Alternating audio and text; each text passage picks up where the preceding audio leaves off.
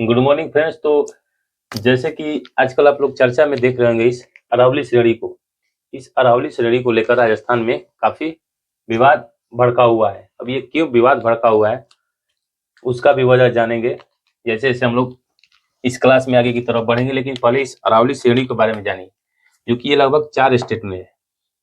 3 state है और एक यूनियन टेरिटरी है जो कि नई दिल्ली है। हरियाणा, राजस्थान, गुजरात और एक नई दिल्ली, लगभग 4 स्टेट में है। और ये लगभग कितनी है,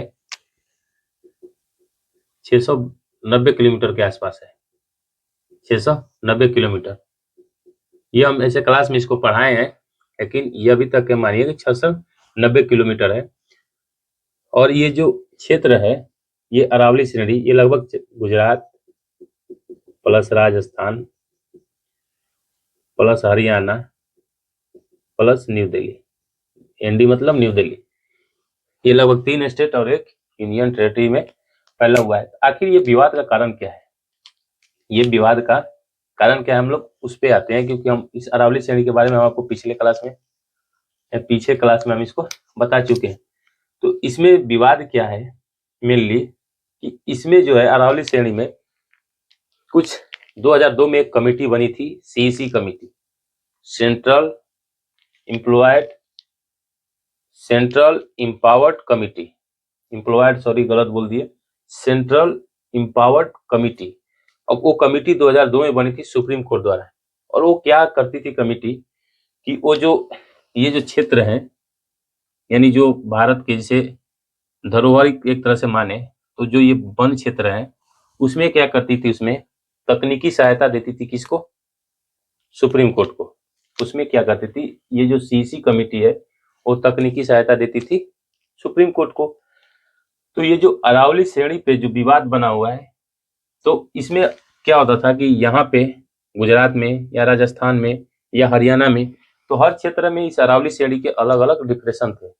हर क्षेत्र में, जैसे हरियाणा में मान लीजिए हरियाणा सरकार ने कुछ और डिफिनेशन बना दिया, राजस्थान में कुछ और डिफिनेशन बना दिया गया, गुजरात सरकार ने कुछ और डिफिनेशन बना दिया। तो उस अलग अलग तरीके से इस अरावली श्रेणी में क्या हो रहा था कि इसका खनन अधिक से अधिक हो रहा था। इसका खनन जब इसका अधिक से अधिक दोहन होने लगा, तो यहाँ पे पर्यावरणीय ह्रास होने लगा, यहाँ पे इन्वायरमेंटल डिग्रेडेशन होने लगा।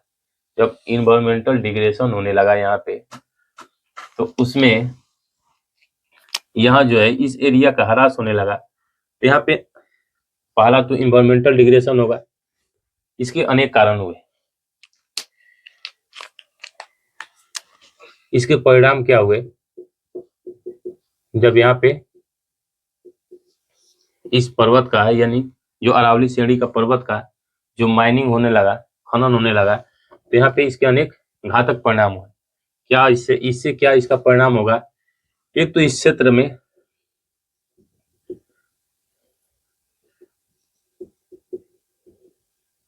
जल संकट उत्पन्न हो सकता है, जल संकट उत्पन्न हो सकता है। दूसरा, इसमें भूमिगत जल,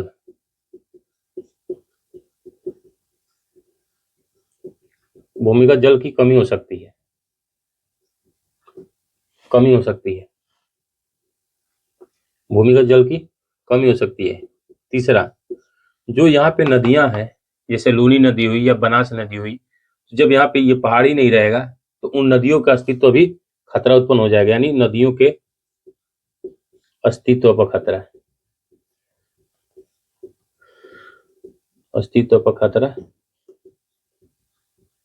उत्पन्न हो सकता है। इसके बाद जो इस क्षेत्र में जो भी नेशनल पार्क है या बायोस्फीयर रिजर्व है, उनके अस्तित्व पर भी खतरा उत्पन्न होगा। यानी इस क्षेत्र में जब इन्वायरमेंटल डिग्रेडेशन होगा, यानी पेड़ पौधे की कटाई अधिक होगी, वनों का ह्रास अधिक होगा, तो उससे जल संकट भी उत्पन्न होगा, भूमिगत जल की कमी हो सकती है, नदियों के अस्तित्व पर भी खतरा हो सकता है। इसके बाद जो यहाँ पे इस क्षेत्र में देखेंगे, जो भी नेशनल पार्क है या जो भी टाइगर यानी बाघ गलियारा जो भी है यहाँ पे, तो बाघ गलियारा है, उनके अस्तित्व पर भी खतरा हो सकता है। यानी यहाँ लिखिए बाघ गलियारों पे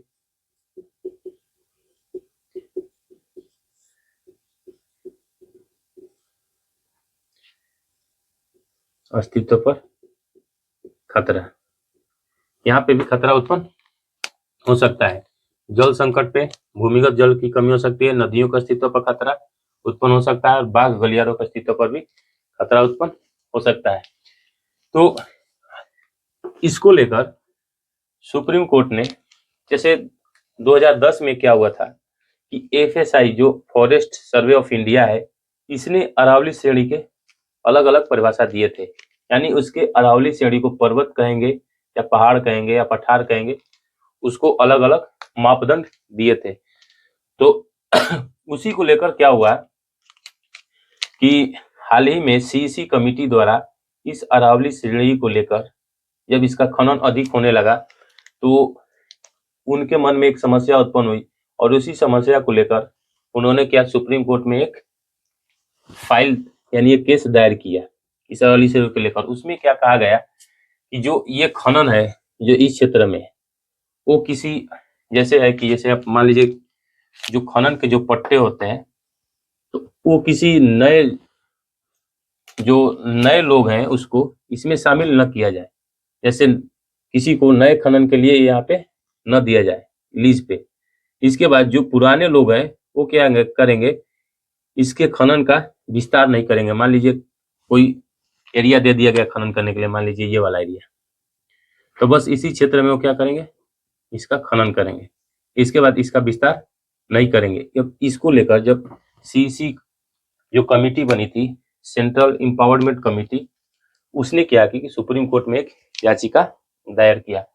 तो उसी में सुप्रीम कोर्ट ने क्या किया कि सभी को बुलाकर पहले उस जो ये अलग अलग क्षेत्र में अलग अलग मापदंड हुआ करते थे, उन सभी लोगों को बुलाकर क्या किया, पहले वो अरावली श्रेणी की परिभाषा का बदलाव किया।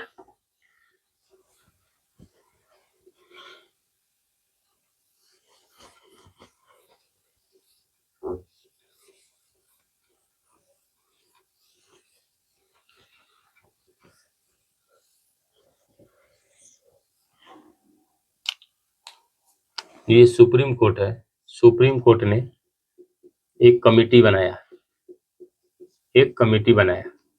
सुप्रीम कोर्ट ने एक कमेटी बनाया। उस कमेटी में कौन कौन था, पर्यावरण मंत्रालय, जो सेंट्रल यानी केंद्रीय पर्यावरण मंत्रालय जो होता है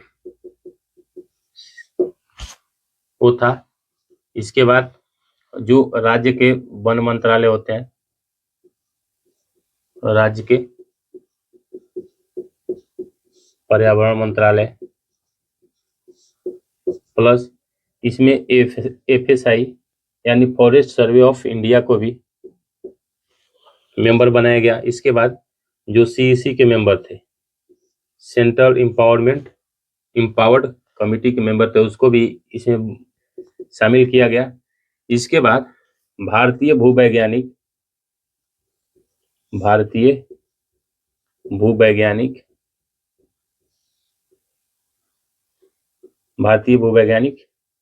विशेषज्ञ को भी शामिल किया गया, विशेषज्ञ को भी इसमें शामिल किया गया। यानी इसमें पर्यावरण मंत्रालय जो सेंटर का है वो, जो राज्य का है वो एफएसआई और सीईसी। तो इसमें पहले एफएसआई ने जो डिफिनेशन दिया था इस अरावली श्रेणी को लेकर, एफएसआई ने क्या डिफिनेशन दिया था पहले इसको देखते हैं। 2010 में दिया था, एफएसआई द्वारा दिया गया था 2010 में। उसमें कहा गया था कि जिसकी ढाल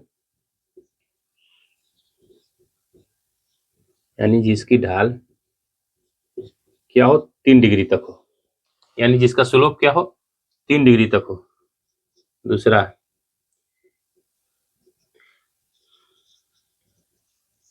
यानी जिसके आसपास के क्षेत्र में 100 मीटर हो। यानी जैसे मान लीजिए कोई पर्वत है, ये कोई पर्वत है, तो इसका जो पर्वत पादीय जो एरिया होता है, यानी जो पर्वत के गिरी यानी पाद पे, यानी पैर पे जो एरिया होता है, ये लगभग क्या हो, 100 मीटर हो।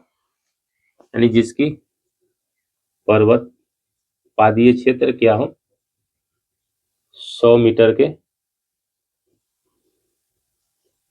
दायरे में हो।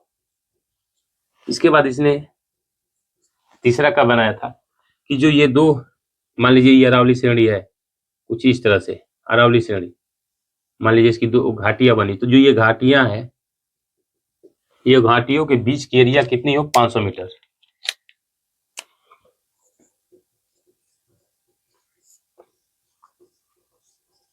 बीच की एरिया कितनी हो, 500 मीटर, यानी ये वाला जो हो 500 मीटर हो।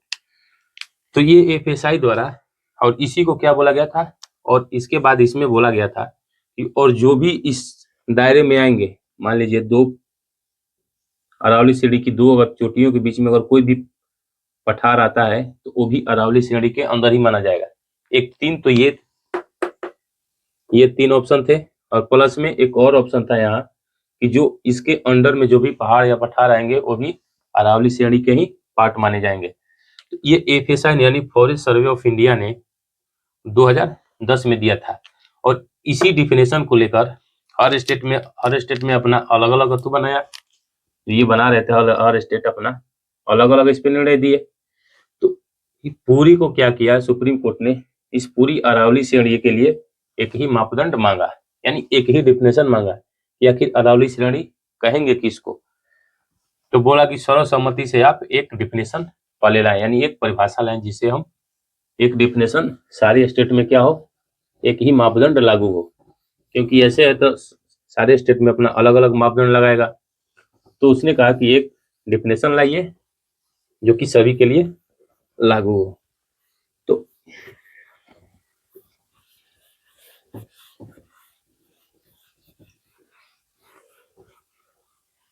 इसमें क्या निर्णय किया गया, जो ये कमिटी बनी, इसने एक रिपोर्ट पेश की, कमिटी ने एक रिपोर्ट पेश की, और उस कमिटी ने बस सिंपल सा डिफिनेशन रखा कि जो भी 100 मीटर से अधिक ऊंचा होगा, जो भी 100 मीटर से अधिक ऊंचा होगा उसे अरावली श्रेणी कहेंगे।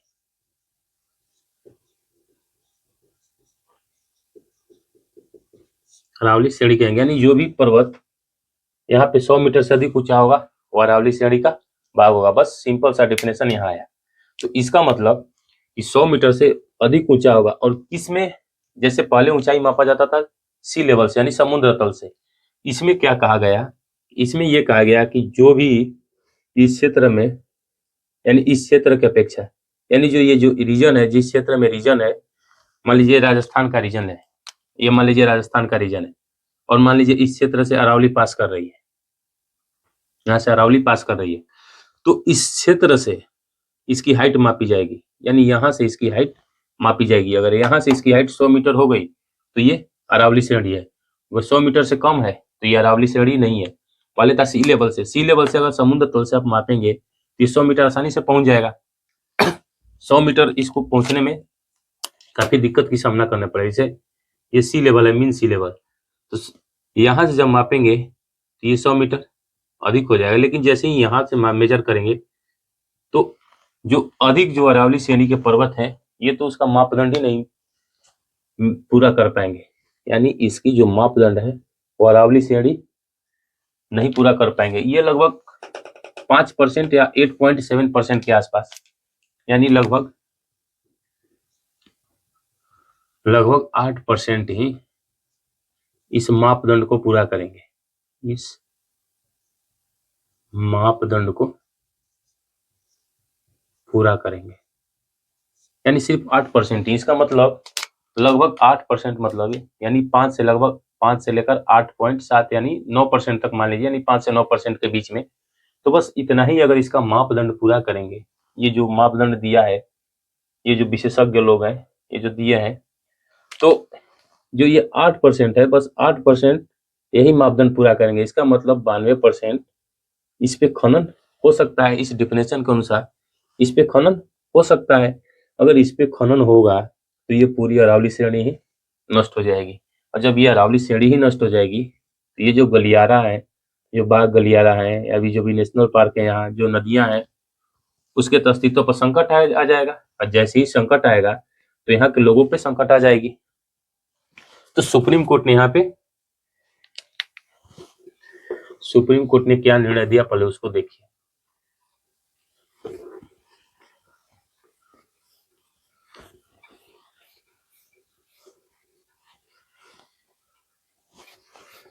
सुप्रीम कोर्ट ने क्या किया कि बहुत ही संतुलित यहाँ पे निर्णय दिया।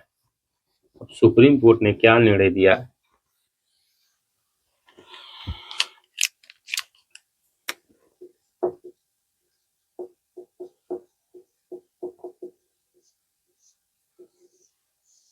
सुप्रीम कोर्ट का निर्णय क्या रहा।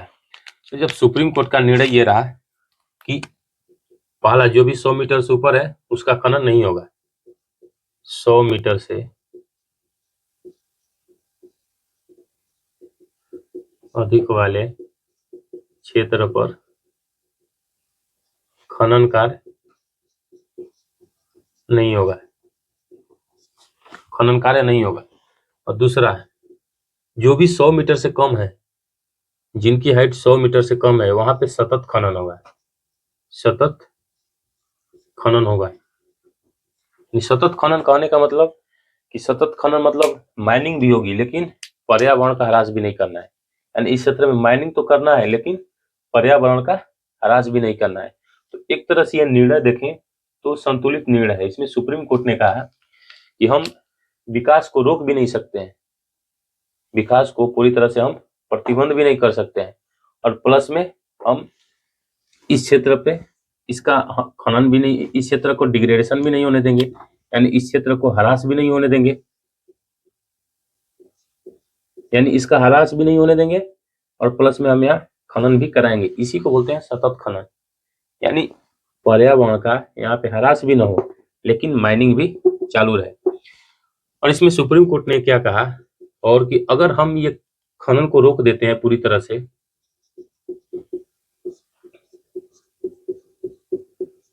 पूरी तरह से प्रतिबंधित कर दिया जाए, कर दिया जाए तो यहाँ पे खनन माफिया पैदा हो जाएंगे, खनन माफिया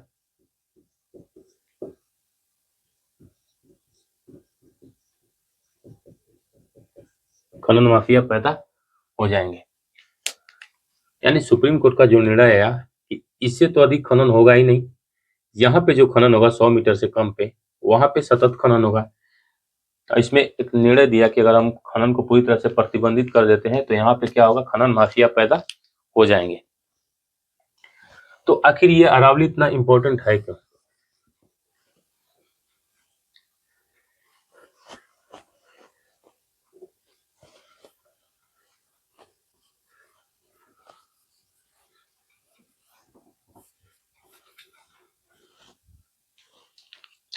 आखिर इसका महत्व क्या है, इसका महत्व क्या है? तो महत्व क्या है, पहले ये देखिए कि जो थार का मरुस्थल है, थार का मरुस्थल, तो थार का मरुस्थल की पूरब की तरफ विस्तार को अरावली श्रेणी रोकता है, यानी इसकी पूर्वी विस्तार को रोकता है।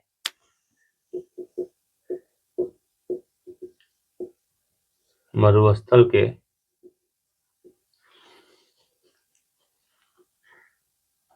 विस्तार को रोकता है, ये जो मरुस्थल आते हैं उसके विकास को रोकता है।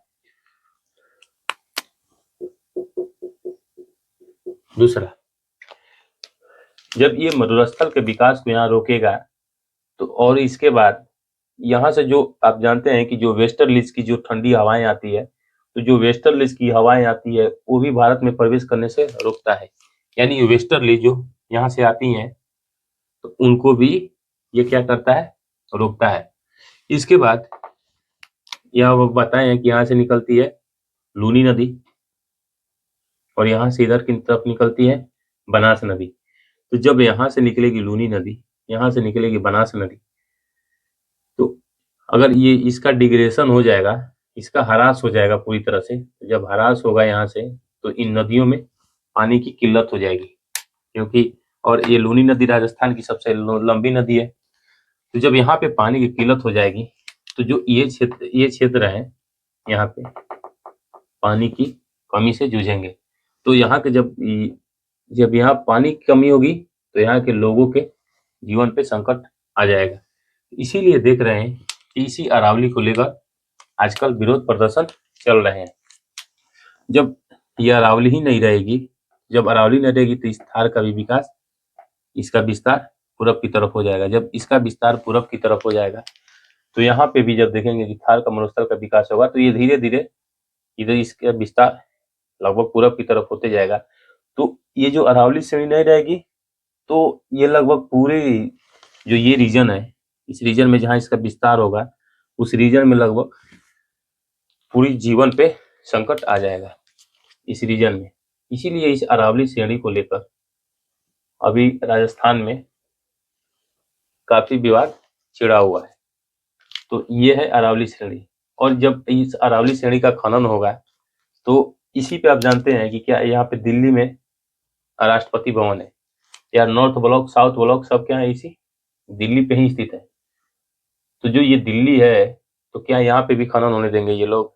अभी तो मान लीजिए यहाँ दे दिए, ठीक है, इधर सुप्रीम कोर्ट ने ऑर्डर दे दिया कि ठीक है 100 मीटर वाले से जो ऊपर है उसका तो नहीं होगा, लेकिन 100 मीटर से जो कम है उसका खनन होगा। तो ये दिल्ली तो 100 मीटर से कम है, जो राष्ट्रपति भवन है नॉर्थ ब्लॉक है साउथ ब्लॉक है ये तो 100 मीटर से कम ऊंचाई पे है।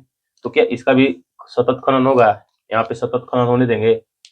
तो इसी को लेकर ये अरावली श्रेणी को लेकर विवाद छिड़ा हुआ है। तो ये था मेनली अरावली श्रेणी के बारे में।